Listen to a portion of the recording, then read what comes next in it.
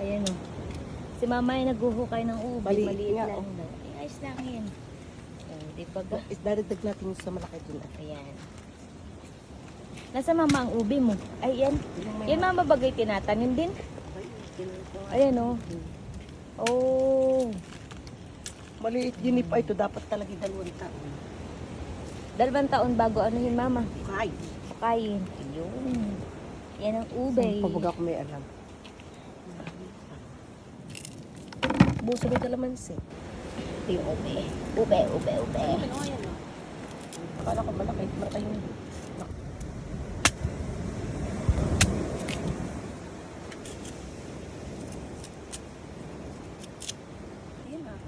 Yak ay puti.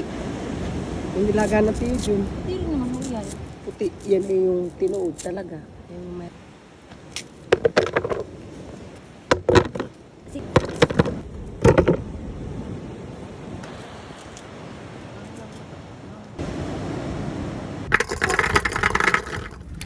Hindi yan ito. Wala yata yung asin.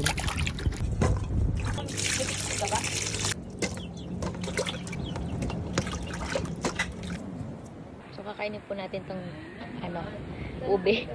Ang init. Ah. Ang ayo. Pero hindi ko inasahan na ganun siya. Nasa siyang kamote. Kuha.